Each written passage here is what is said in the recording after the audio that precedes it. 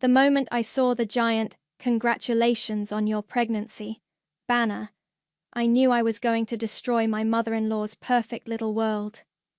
I'm Valeria, and this wasn't how I planned to announce my pregnancy. Not even close.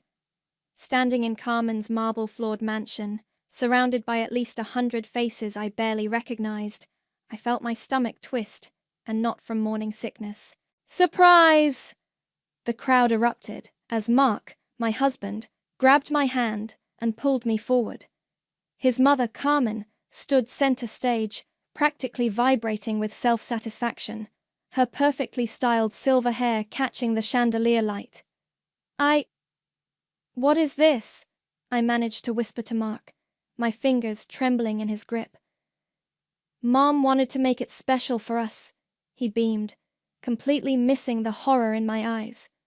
For you, Carmen swooped in, her designer perfume suffocating me as she wrapped her arms around my shoulders. Oh, darling, we couldn't let such wonderful news stay quiet, could we? Everyone's been dying to celebrate. Everyone but me, apparently. When did you... I started, but Carmen was already addressing the crowd. Ladies and gentlemen, I am overjoyed to announce that my precious son Mark and his lovely wife are expecting their first child. Finally, a new addition to the Lucas Walton legacy. The room exploded in applause. I spotted familiar faces, my co-workers, Mark's entire extended family, even my elderly aunt who lived 3 states away. They'd all known before me. About my own pregnancy announcement. Speech, someone called out. Others joined in. Mark squeezed my hand. Go on, honey. Tell everyone how excited we are. I looked at him, really looked at him. 6 years of marriage, and he still couldn't see me drowning. Or worse, he could, and he just didn't care. My voice cracked. The room fell silent, expectant. Carmen's perfectly lined lips twitched with anticipation. That's when I saw the photographer, professional equipment, already snapping away. Of course, Carmen never did anything without documentation. This is, I forced a smile, unexpected. Carmen laughed, high and theatrical. Oh, she's just overwhelmed. Pregnancy hormones. You know how it is, ladies. The crowd chuckled knowingly. I felt my cheeks burn as Carmen patted my stomach, like she owned it. 8 weeks along, she announced proudly. Due in early spring. We're thinking March will be perfect for the baby shower. I've already booked the country club. My vision blurred. 8 weeks. The same point I lost the last one. The miscarriage only Mark knew about. The one we'd promised to keep private until we were sure. The one that still haunted my dreams. Excuse me, I managed, pulling away from Mark's grip. I need some air. Valeria, Mark called after me, but Carmen's voice cut through. Let her go, darling. First trimester is always emotional. Now, who wants to hear about the nursery plans? I made it to Carmen's pristine powder room just in time to throw up. As I splashed cold water on my face, I caught my reflection in the gilt-edged mirror. I barely recognized myself. My phone buzzed. A notification. Carmen had already tagged me in photos on social media. Surprise pregnancy announcement, the caption read. So blessed to share this magical moment. Baby Walton. Proud grandma. Blessed family. Another buzz, then another. The likes and comments were rolling in. I gripped the marble counter, knuckles white. Through the door, I could hear the party continuing without me. Carmen's voice carried, telling someone about her plans for traditional family photos. My phone buzzed again. This time it was Nina from work. Are you okay? This seems intense. For the first time that evening I smiled, a real smile, though not a nice one. I'm fine, I typed back, but Carmen won't be. I straightened my dress, checked my makeup, and took a deep breath. Out there, they were all waiting for the good, grateful daughter-in-law to return, the compliant vessel for the next generation of Carmen's legacy. They had no idea what was coming. I opened the bathroom door, head high. Let them take their photos. Let Carmen have her moment. Let Mark bask in his mother's approval. I had already started drafting my own announcement in my head, one that would burn this whole facade to the ground. "There you are," Carmen trilled as I rejoined the party. "Feel better, dear? Come, come, the cake cutting is next." I smiled and nodded, playing my part. But inside, I was already at war. This baby would never be Carmen's do-over child. This pregnancy would not be her social media campaign. And this woman, me, would never be her puppet again. I just had to decide where to light the first match. "You're being dramatic again," Mark said, loosening his tie as we finally got home from the party. "Mom just wanted to make it special." I stood in our kitchen, still in my party dress, staring at the world's best grandma mug Carmen had pressed into my hands as a parting gift. Special? She invited my entire office, Mark. My boss knew before I could tell her myself. She was excited. You know how she gets. Oh, I know exactly how she gets. I opened my phone's gallery, scrolling through years of evidence. Remember our wedding? When she changed the entire color scheme 2 days before because burgundy photographs better than navy? Mark sighed that familiar sigh, the one that meant I was being difficult again. That was years ago, and she was right, wasn't she? The photos looked amazing. They looked like her wedding, not ours. I set the mug down hard enough to crack it. Good. Just like tonight, looked like her pregnancy announcement, not ours. Val, come on. You're hormonal. Don't. My voice could have frozen hell. Don't you dare blame this on hormones. He held up his hands in surrender, but his eyes were already glazing over, checking out, like always. "You told her," I said quietly, "about the baby, when we agreed to wait. She got it out of me. You know how she is when she suspects something." "And the miscarriage? Did you tell her about that too?" His silence was answer enough. "Jesus, Mark." I pressed my palms against my eyes. "That was private. That was ours. She's family." "No, she's your family. And she's been running our lives since day one." I started counting on my fingers. "She convinced you to turn down that job in Seattle because it was too far from home. She just happened to buy the house next door when we were house hunting. She has a key to our front door that I never gave her. She might need to check on us." "Check on us? Mark, I'm 32 years old. I don't need checking on." My phone buzzed again. Another notification. Carmen had posted more photos, including ones of me clearly trying to leave the party. The caption read, "Someone's getting shy with all the attention. Ash pregnancy glow. Sash blessed mama." I showed him the post. This is what she does. She takes every private moment and turns it into her personal PR campaign.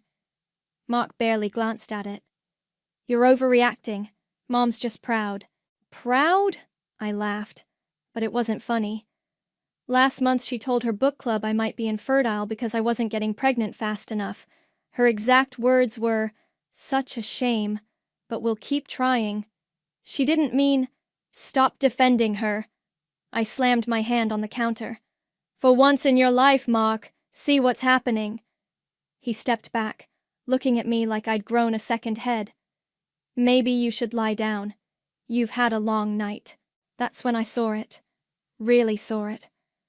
The same dismissive look Carmen gave me whenever I disagreed with her plans. The same patronizing head tilt. He was her perfect mirror. I walked to my home office without another word, closed the door, and opened my laptop. The folder marked Exit was right where I'd left it, filled with screenshots, recordings, and a growing list of lawyer recommendations. A new email popped up from Nina. "That party was insane. Call me if you need anything." I typed back quickly. "Remember that photographer friend of yours? The one who does maternity shoots? Is she free this week?" Nina's response was immediate. Hell yes. Want to do this right? Want to do this my way, I replied. Another buzz from my phone. Carmen again. Darling, I'm thinking we should do a gender reveal next month. I've already contacted the skywriting company. I turned my phone off and opened a fresh document. Started typing everything I wanted to say. Everything I'd kept quiet about for 6 years. Mark knocked softly. Val, Mum wants to know if you're free for lunch tomorrow. She wants to discuss nursery themes. I kept typing. Tell her I'm busy. She says it's important. Everything with her is important, Mark. Everything except what I want. He lingered in the doorway. You know she loves you, right? In her way. I looked up from my screen, meeting his eyes. Her way isn't love, Mark. It's control, and I'm done with it. He left, probably to call Carmen, to tell her I was being difficult again. Let him. Let them plot and plan and arrange my life without me. I had my own plans now. I opened my email and clicked on one of the lawyer consultations I'd bookmarked weeks ago. Subject line: Seeking advice on separation. Time to write my own story. The photos were perfect. Nina's friend had captured exactly what I wanted. Just me, bathed in natural light, one hand on my barely showing belly. No forced smiles, no staged family portraits, just quiet strength and raw honesty. You sure about this? Nina asked, watching me format the Instagram post. We sat in her apartment, away from Mark's and Carmen's prying eyes. Never been more sure. I added the caption I'd spent days crafting. This is my pregnancy announcement. Not a surprise party I didn't consent to. Not a social media campaign I didn't approve. Just me, my body, my choice, my story. To those who think they own my pregnancy, you don't. To those who violated my privacy, you won't again. To those who think maternal boundaries don't matter, watch me. My body, my announcement. Boundaries matter. Holy shit, Nina whispered as I hit post. Carmen's going to lose it. That's the point. My phone started buzzing immediately. First comment, Carmen, of course. Darling, what are you doing? Take this down immediately. We already had the lovely announcement party. Then Mark. Val, please call me. Mom's really upset. I turned off notifications and looked at Nina. How long until it hits the local mom groups? 3, 2, 1. My posts started spreading like wildfire. Women I'd never met began sharing their own stories of boundary-stomping in-laws and stolen moments. You're so brave for standing up to her. My Emil did the same thing with my first baby. Wish I'd had your courage. This is the energy we need in 2023. Then came the flying monkeys. How ungrateful can you be? Carmen just wanted to celebrate. Some people would kill for a MIL who cares this much. Attention-seeking much? My phone rang. Carmen's personal ringtone. I let it go to voicemail. Valeria. Her voice was sharp enough to cut glass. I don't know what kind of hormone-induced breakdown you're having, but you will take down that post immediately. We are family. We don't air our dirty laundry in public. Delete. Another call. Another voicemail. Mark is devastated. Is that what you wanted? To hurt your husband? To hurt me? Delete. You know what? Nina said, scrolling through the responses. You've started something here. Look at all these women sharing their stories. My phone buzzed with a text from an unknown number. My heart stopped when I opened it. Val? It's Morgan. I saw your post. We need to talk. Morgan. My best friend since childhood, who'd mysteriously stopped talking to me right after my wedding. Who Carmen had said was jealous of my happiness. She's reaching out now? Nina asked, reading over my shoulder. After 3 years of silence. I typed back, what's there to talk about? Morgan's response came quickly. Carmen told me you wanted space, said you thought I was trying to come between you and Mark. I believed her. I'm so sorry. The pieces clicked into place. Another manipulation, another controlled narrative. My office phone rang. Carmen herself standing in our lobby. "Ma'am, there's a Mrs. Lucas here to see you," our receptionist said nervously. "She says it's a family emergency." I could hear Carmen's voice in the background. "Tell her it's her mother-in-law. Tell her we need to talk as family." "Tell her I'm in a meeting," I replied. "And Sarah? Call security if she doesn't leave." I hung up and turned to Nina. "It's starting." "What's starting?" "The consequences." I opened my laptop and pulled up the folder marked Exit. Carmen's realizing she can't control this narrative. She's going to escalate. What are you going to do? I clicked on a new email from Reed, the lawyer I'd contacted. I'm going to let her.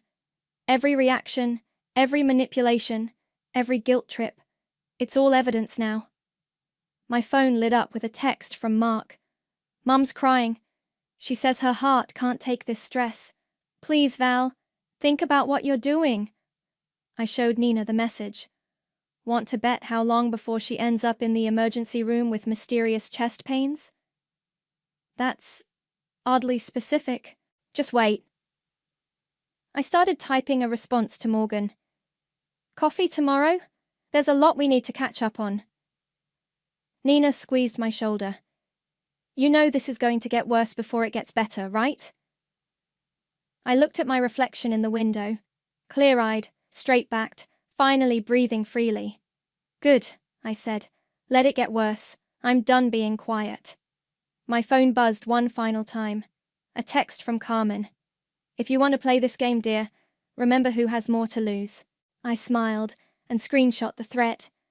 More evidence for the folder. Game on, Carmen. Game on. She did what? Morgan's coffee cup froze halfway to her mouth. We sat in a quiet corner of a cafe across town, 3 years of silence finally breaking. "Faked chest pains," I said, sliding my phone across the table. "Right on schedule. Mark's been blowing up my phone since last night about rushing her to the ER. Morgan read the texts, her eyes widening. "Mom's in critical condition. The doctors say it's stress-induced. How could you do this to her?" Keep reading. "The EKG was inconclusive, but Mom says she's never felt pain like this before." Morgan looked up. "Please tell me you're not falling for this."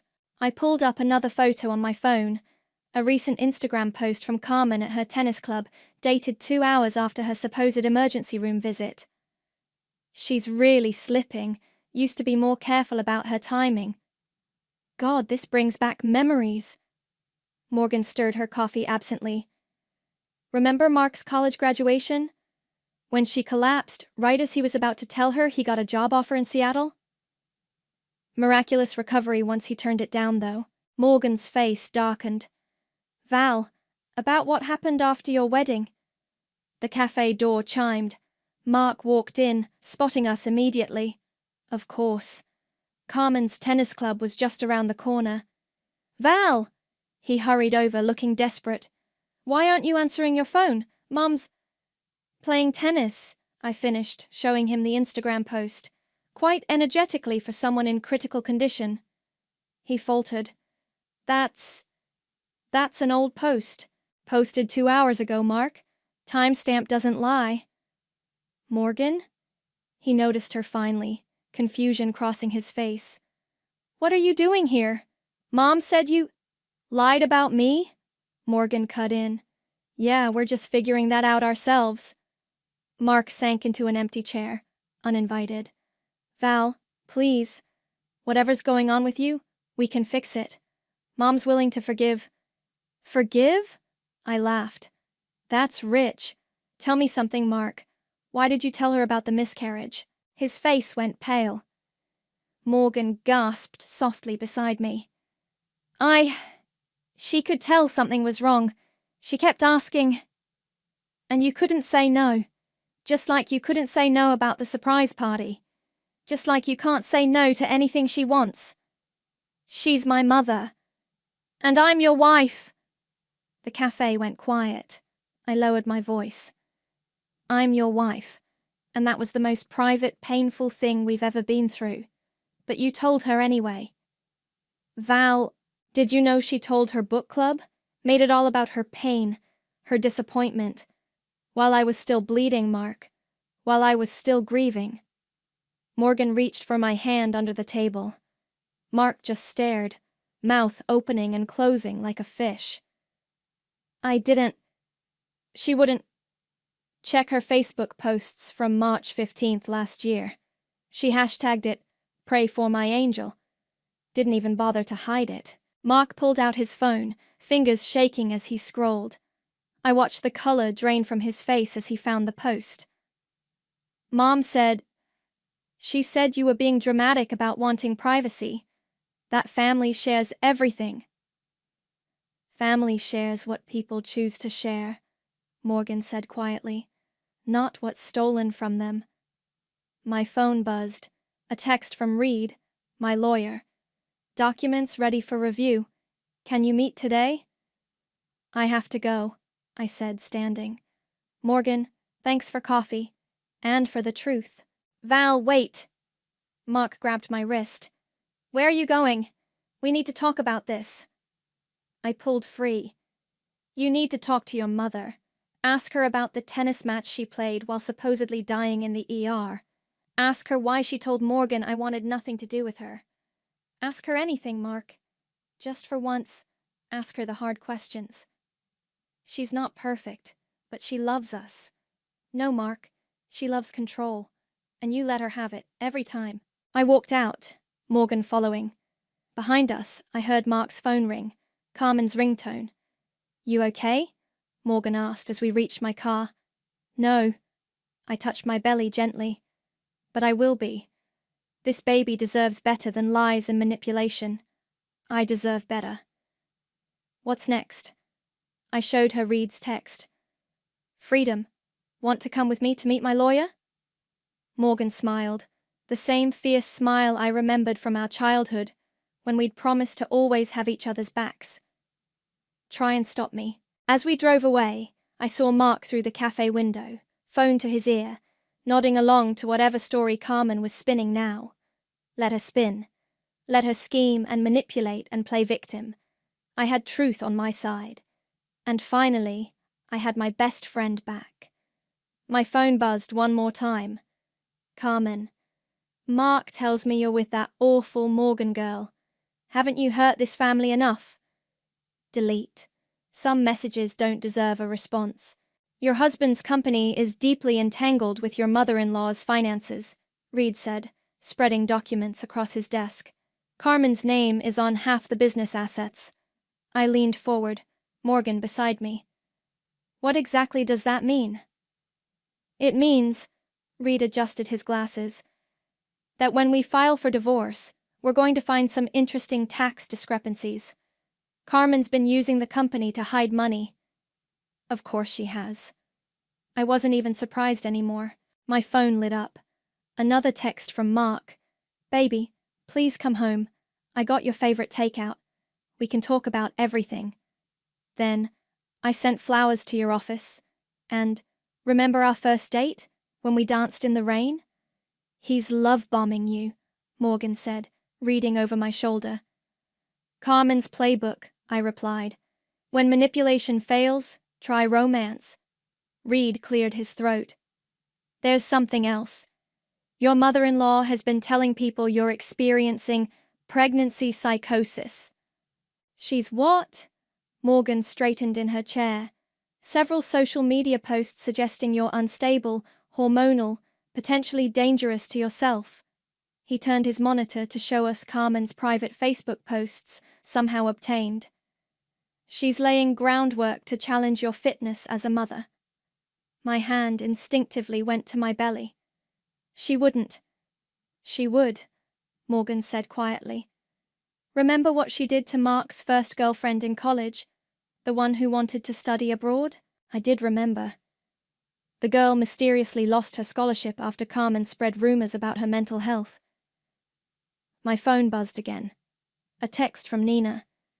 Carmen's here at the office again.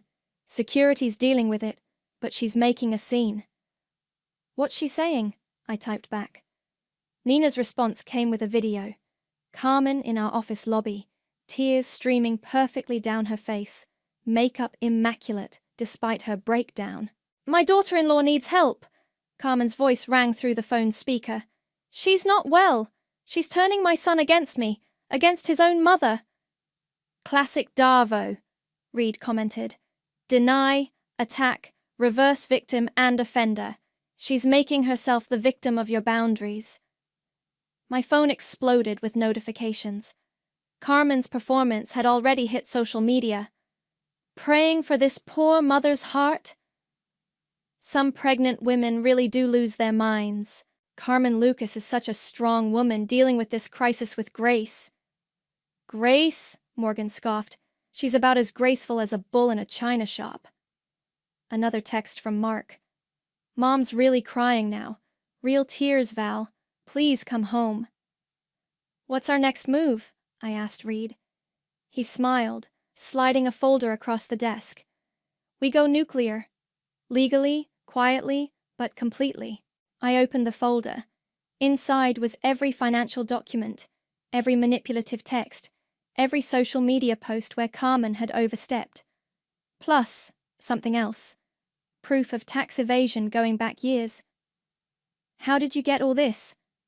Let's just say Carmen's tennis partner's husband works for the IRS, and he's not a fan of her methods. My phone rang. Mark again. This time I answered, putting it on speaker. Val, please. Mark, I'm only going to say this once. Your mother is currently at my office, telling everyone I'm mentally unstable. That's defamation. She's worried about you. We all are. No, she's worried about losing control. And you're letting her destroy any chance we might have had to fix this. Silence on his end. Then, what do you want me to do? I want you to grow up, Mark. I want you to see what she's doing. But mostly, I want you to get ready for what's coming. What's that supposed to mean? It means I'm done playing nice. Check your email in an hour. I hung up and looked at Reed. Do it. File everything. He nodded, reaching for his phone. It's going to get ugly. It already is. I stood up, suddenly tired. But I'd rather have ugly truth than beautiful lies. Morgan linked her arm through mine as we left Reed's office. You know she's going to escalate again. Let her. Every scene she makes, every lie she tells, every manipulation she tries, it all goes in the file now. My phone buzzed one final time. A group text from Carmen to the entire family. Please pray for our family in this difficult time. Sometimes those we love most become strangers to us. Mark and I are devastated, but staying strong through faith and family. Pray for Valeria. Pregnancy, crisis, family first. I showed Morgan the text. She squeezed my arm. Ready for war? She asked. I thought about my baby, growing strong despite everything. Thought about the future I wanted, one built on truth, not performance. This isn't war, I said. It's liberation. And I meant every word. The charity gala invitation sat on my desk like a landmine.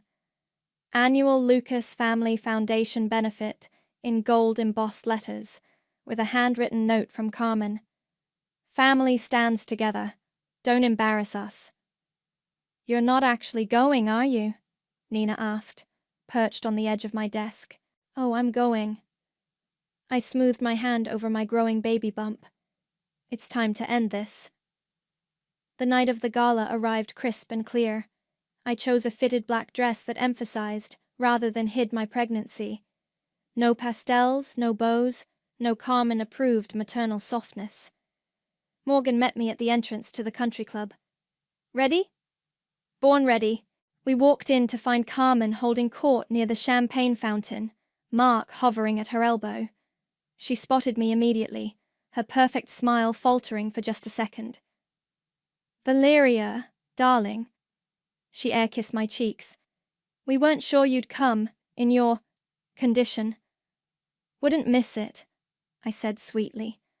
Especially since you're announcing the Foundation's new board members tonight. Her smile tightened. Yes, well, including the new Financial Oversight Committee? A champagne glass slipped from her hand, shattering on the marble floor. Mark jumped to clean it up. Careful, Mum, he said. Your heart. I'm fine, she snapped, then caught herself. Just worried about Valeria. Should you really be here, dear? In your fragile state? I'm pregnant, Carmen, not invalid. But speaking of states, I nodded to the podium. Isn't it time for your speech? She gripped Mark's arm. Come with me, darling. I need you to introduce me. I watched them go, Carmen whispering urgently in Mark's ear. Morgan handed me a sparkling water. How long? She asked. Wait for it. Carmen took the stage, radiant in designer silk. Welcome, everyone. Tonight is about family, about legacy. I moved closer to the front, phone in hand. About standing together through difficulties. Her eyes found me in the crowd, narrowing slightly. Even when certain people lose their way? I raised my hand. Question, Carmen? The room went silent. Mark's face went pale. Valeria, this isn't the time. Actually, it's the perfect time, while everyone's here. I stepped forward. Would you like to explain the Foundation's offshore accounts? Or should I? Carmen's hand flew to her chest. I don't know what you're... Or maybe we should discuss the tax documents, the ones showing how you've been using the Foundation to hide personal expenses. Mom? Mark's voice cracked. What is she talking about? She's confused, Carmen said quickly. The pregnancy... The IRS isn't confused, I cut in. They're actually very clear, just like I'm clear about something else. I turned to face the crowd, many of whom had their phones out, recording. I'm divorcing Mark, not because I don't love him, but because love shouldn't mean surrender. I'm having this baby, but not as a prop in someone else's performance. And I'm done, completely done, with letting anyone else write my story. Carmen swayed dramatically. My heart. Save it, Morgan called out. The tennis club posted photos of your match this morning. Your heart's fine. Mark, Carmen reached for him. Tell them, explain.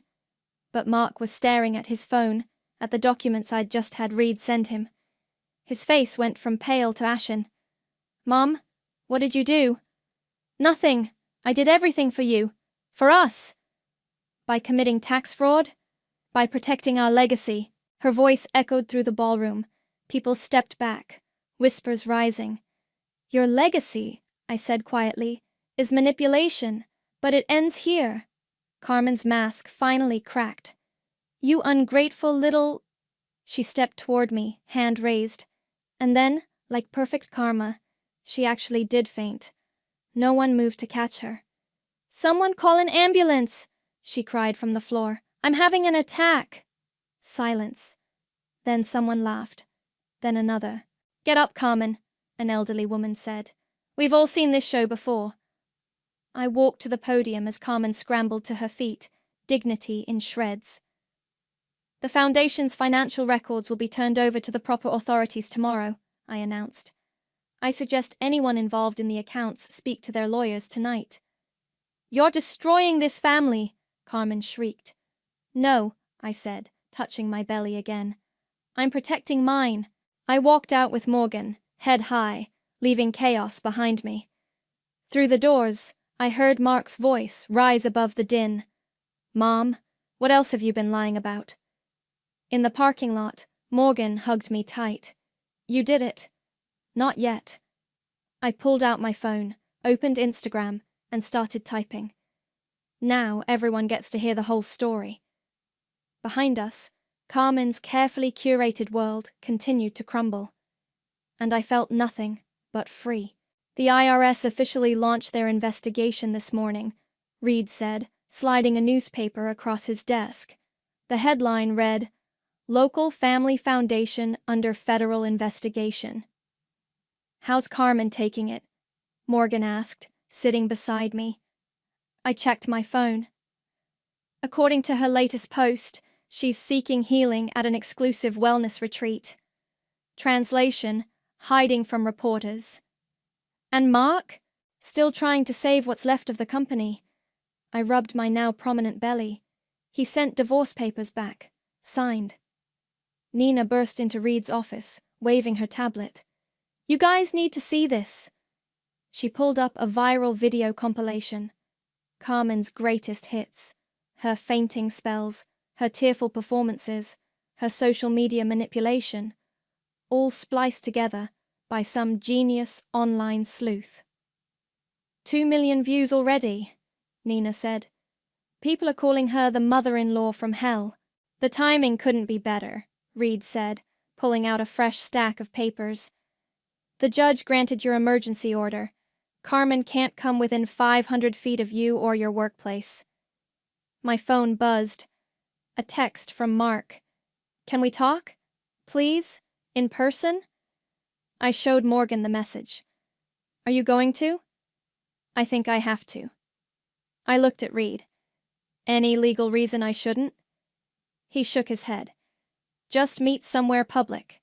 2 hours later, I sat across from Mark at our old favorite coffee shop. He looked terrible, exhausted, unshaven, wearing the same wrinkled shirt from yesterday. "The company's finished," he said without preamble. "Mom's actions, the investigation, everything's frozen." "I'm sorry." "Are you?" He looked up, eyes red. "You brought this all down." "No, Mark. Carmen brought this down. Years of lies and manipulation brought this down. She was trying to protect us." "Stop." I pushed my untouched tea aside. "Just stop. Even now you're defending her." He deflated. "I don't know how not to." "I know." And I did. That was the tragedy of it all. My phone lit up with a notification. Someone had found and shared my old pregnancy journal entry from the miscarriage.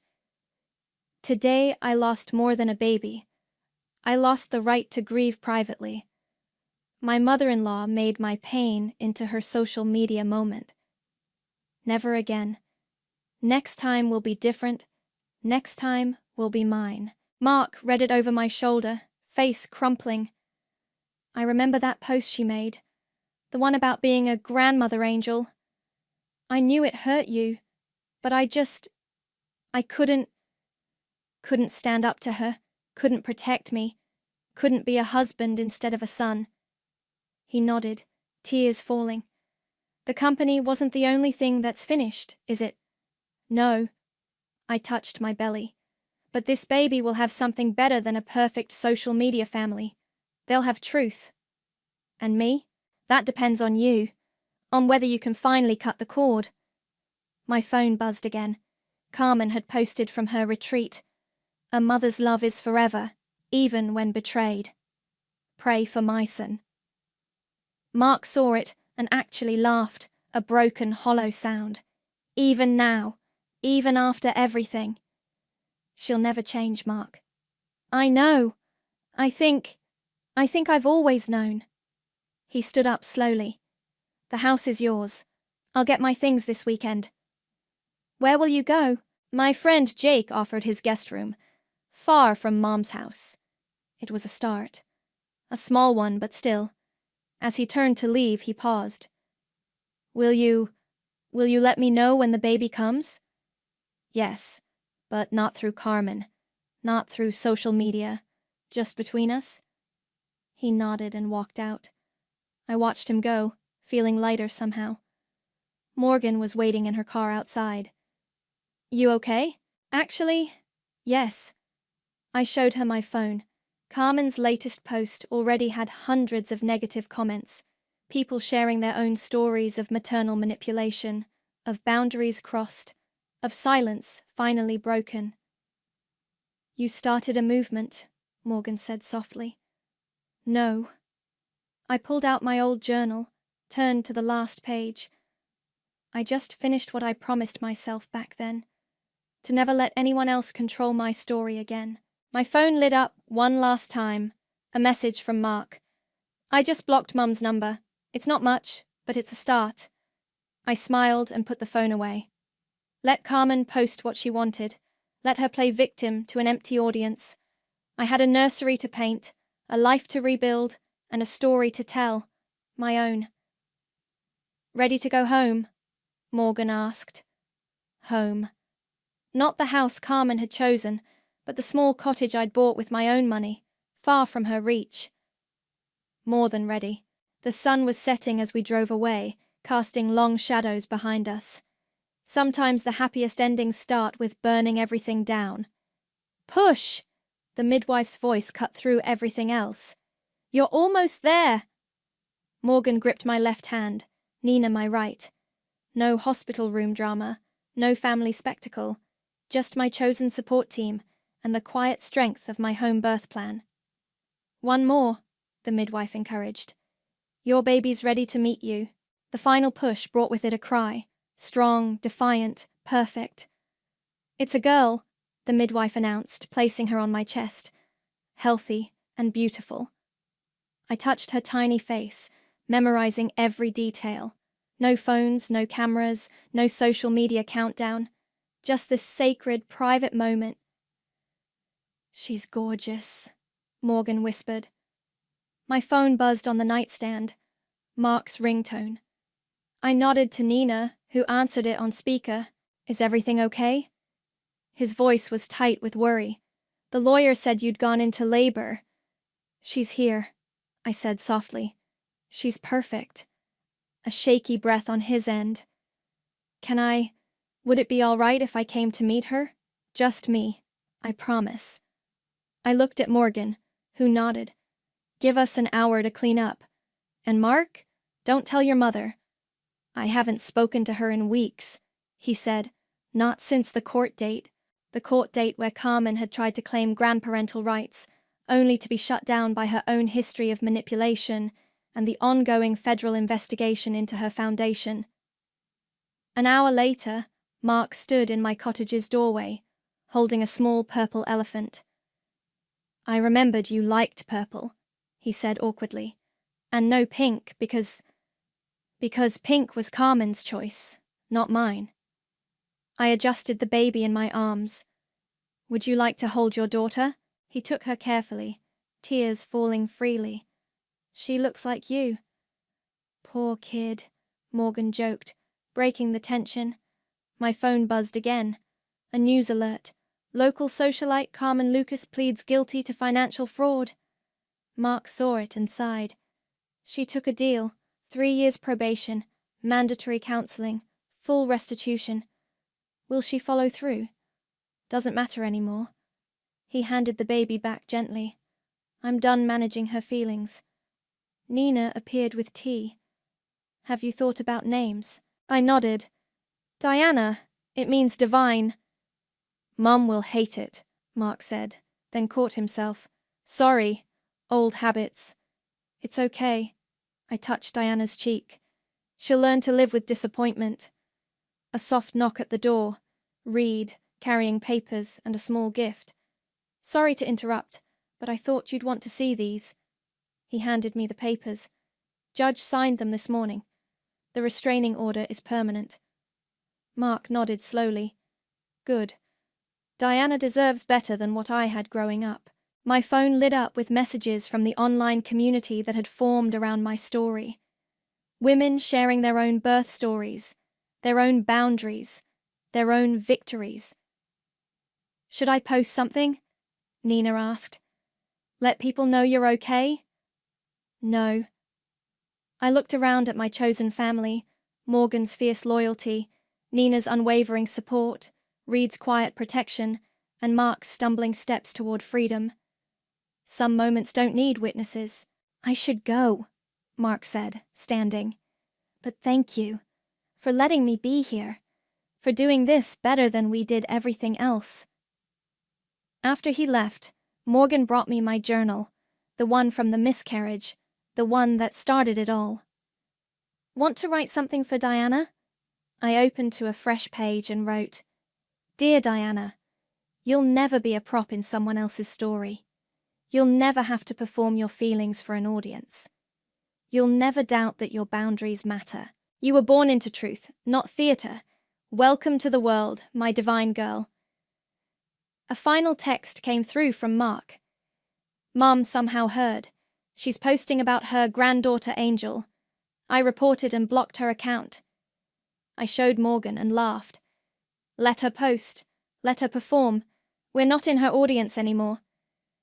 Diana stirred, opening eyes that held nothing but future. No manipulation, no control, no carefully curated perfection. Just love. Real, messy, honest love. Ready for visitors? Nina asked. Your real family's been waiting outside. I nodded, and she opened the door to reveal my co-workers, my neighbors, my true support system, people who had stood by me through everything. They entered quietly, respecting the peace of the moment. No phones out, no social media poses, just genuine joy. Welcome to the family, Morgan whispered to Diana. The kind worth having. I held my daughter close, surrounded by the authenticity I'd fought so hard to claim. No more performances, no more perfect pictures, no more puppet strings, just us, writing our own story. And it was beautiful.